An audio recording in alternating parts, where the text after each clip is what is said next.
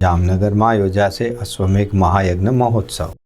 ભારતની પ્રાચીન વૈદિક પરંપરાને ફરી જીવંત બનાવવા માટે અશ્વમેઘ મહાયજ્ઞ મહોત્સવ 2026 આગામી 12થી 20 ફેબ્રુઆરી 2026 દરમિયાન જામનગરના ખંભાળિયા બાયપાસ રોડ પર એરપોર્ટ સામે વિશાળ સ્તરે આયોજન કરવામાં આવ્યું છે। આ ભવ્ય આયોજનનું રિધમ ફાઉન્ડેશન દ્વારા કરવામાં આવ્યું છે। છેલ્લા કેટલાક વર્ષોથી સામાજિક, સાંસ્કૃતિક અને આધ્યાત્મિક કાયાકલ્પ માટે કાર્યરત અગ્રણીય સંસ્થા તરીકે ઓળખાય છે। આ કાર્યક્રમનું મુખ્ય આકર્ષણ છે 5555 યજ્ઞ કુંડ સાથેનો અશ્વમેઘ યજ્ઞ, જે 5555 વર્ષ પછી તેજ, તિથિ અને નક્ષત્રના સંયોગ સાથે યોજાઈ રહ્યો છે, જે મહાભારત કાળ દરમિયાન ભગવાન શ્રી કૃષ્ણએ યુધિષ્ઠિરને કરવાનું કહ્યું હતું। આ કાર્યક્રમનો ઉદ્દેશ માત્ર ધાર્મિક વિધિ પૂરતો નથી, પરંતુ રાષ્ટ્રીય શુદ્ધિકરણ, સામાજિક કલ્યાણ અને પર્યાવરણ શુદ્ધિકરણનો સંદેશો આપે છે। આ કાર્યક્રમ દરમિયાન આચાર્ય પંડિત રવિન્દ્રભાઈ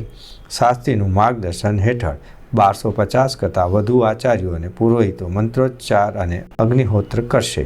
આ યજ્ઞ દરમિયાન ઉપયોગમાં લેવાતા અનાજ, ઔષધિ, વનસ્પતિઓ, ઘી, ચંદન, કપૂર, ગુગળ અને હિમમધ જેવા તત્વો પર્યાવરણને શુદ્ધ બનાવશે અને રોગપ્રતિકારક શક્તિમાં વધારો કરશે। વૈજ્ઞાનિક અભ્યાસ અનુસાર આવા યજ્ઞો દરમિયાન વાયુમંડળમાં શુદ્ધિકરણ થાય અને આસપાસના વિસ્તારમાં ગુનાખોરીનું પણ प्रमाण घटे। नाम रंजीत तमन है। मैं बारामती महाराष्ट्र से हूँ और मैं रिदम्स फाउंडेशन का डायरेक्टर हूँ। इसकी फीस है 51,000 रुपए और 300 लोग हमने एक लिमिट रखा है कि 300 यात्रियों को लेके जाएंगे। इसके लिए हमारे पास एसी स्लीपर कोच बसेस है और 50 स्वयंसेवकों की टीम इसमें होगी। डॉक्टर्स रहेंगे, उसके साथ साथ जो खाने का इंतजाम है, जो रसोईया वगैरह वो सारे रहेंगे। इसके साथ सिक्योरिटी टीम रहेगी और जो सीनियर सिटीजन है उनको हेल्प करने के लिए हमारे स्वयंसेवकों की टीम वहाँ पे रहेगी। अश्वमेध यज्ञ का ख्याल आने का कारण ये है कि हमारा जो रिदम्स फाउंडेशन है पिछले कई सालों से यूथ एम्पावरमेंट है, वुमेन एम्पावरमेंट है, हेल्थ है, इसमें काम कर रहा है। हमने देखा कि आजकल दुनिया में कहीं पे जाओ अशांति है, आतंकवाद है, बहुत सारी चीजें, और इसके ऊपर एक ही सोल्यूशन। आप कितना भी डेवलपमेंट करो, कुछ भी करो, एक ही सोल्यूशन है कि स्पिरिचुअल क्वेश्चन बढ़ना चाहिए, लोगों के मन में आध्यात्मिकता का भाव जागरूक होना चाहिए और इसको लेके कुछ करना चाहिए, कुछ बड़ा करना चाहिए। ये सोच को लेके हमने ये अश्वमेध यज्ञ का ख्याल मान्या है। મારું નામ મિહિર બ્રહ્મભટ્ટ છે। રિધમ્સ ફાઉન્ડેશનના પ્રોજેક્ટ ડિરેક્ટર તરીકે અત્યારે અમે અહીંયા આપની સામે ઉપસ્થિત છે। વીરભાઈ, હું જાણું છું કે ગુજરાતે દેશને ખૂબ ઘણું બધું આપ્યું છે, જ્યાંથી મહાત્મા ગાંધી પણ આપ્યા છે, સરદાર વલ્લભભાઈ પટેલ પણ આપ્યા છે અને હાલ આપણા દેશના વડાપ્રધાન શ્રી નરેન્દ્રભાઈ મોદી પણ દેશનું નેતૃત્વ કરી રહ્યા છે। ઘણા બધા ઉદ્યોગો પણ આજે ગુજરાતની ધરતી પરથી, જેમ કે રિલાયન્સ ફાઉન્ડેશન છે, અદાણી છે, રિલાયન્સ છે, જામનગરથી છે અને આ જ પાવન ધરતી પરથી, જામનગરની ધરતી પરથી ગુજરાતના આંગણે વિશ્વનો સૌથી મોટો, વિશ્વમાં સૌપ્રથમ વખત અશ્વમેઘ યજ્ઞ જામનગરના આંગણે જ્યારે થવા જઈ રહ્યો છે, આ યજ્ઞની અંદર, અશ્વમેઘ યજ્ઞની અંદર 5555 યજ્ઞકુંડ બનવા જઈ રહ્યા છે અને 5555 પરિવારો આ યજ્ઞની અંદર, જ્યારે યજ્ઞની અંદર યજમાન બનવા જઈ રહ્યા છે અને હાલ અમારા અત્યારે 3000 થી વધુ યજ્ઞકુંડ અત્યારે અમારા ઓલરેડી યજમાનો બુકિંગ થઈ ચૂક્યા છે। સાથે સાથે 1250 થી વધારે આચાર્યો, બ્રાહ્મણો વૈદિક પરંપરાઓ દ્વારા આ યજ્ઞની અંદર શુભારંભ કરાવવા જઈ રહ્યા છે।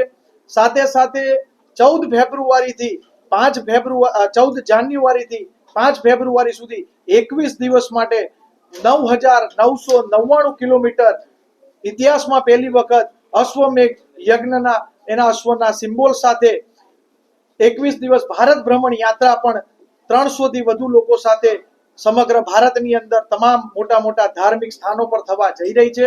સાથે સાથે આ યજ્ઞ મહોત્સવની અંદર ઘણા બધા આકર્ષણ, જેમના નાના મોટા ઉદ્યોગો જે લોકોના છે એના સ્ટોલોની પણ ત્યાં આગળ વેચાણ ખરીદીની વ્યવસ્થા પણ ઉપલબ્ધ છે।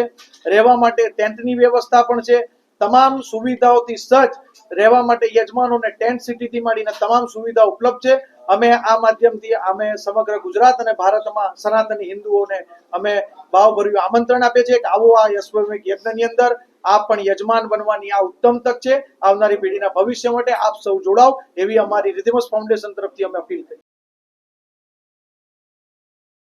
આ મહોત્સવ 14 જાન્યુઆરી 2026થી શરૂ થનાર 21 દિવસના ભારત ભ્રમણ યાત્રા 9,999 કિલોમીટરનો માર્ગ કાપશે. આ યાત્રા દેશના મુખ્ય તીર્થ સ્થાનો, સાંસ્કૃતિક સ્થળોને સ્પર્શશે અને દરેક સ્થાને આ યજ્ઞો ધર્મથી રાષ્ટ્રના નિર્માણનો સંદેશો આપશે.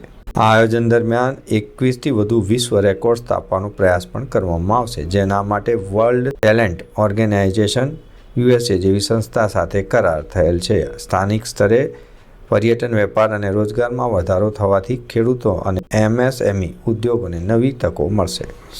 NRIની હાજરીથી સ્થાનિક અર્થતંત્ર પણ મજબૂત બનશે. આમ એક અનોખો યજ્ઞ અનોખી રીતે યોજાઈ રહ્યો છે. દર્શક મિત્રો, આ હતા અત્યાર સુધીના સમાચારની ખાસ ગતિવિધિ માટે આપ નિહાળતા રહો S Live ન્યૂઝ બુલેટિન. નમસ્કાર.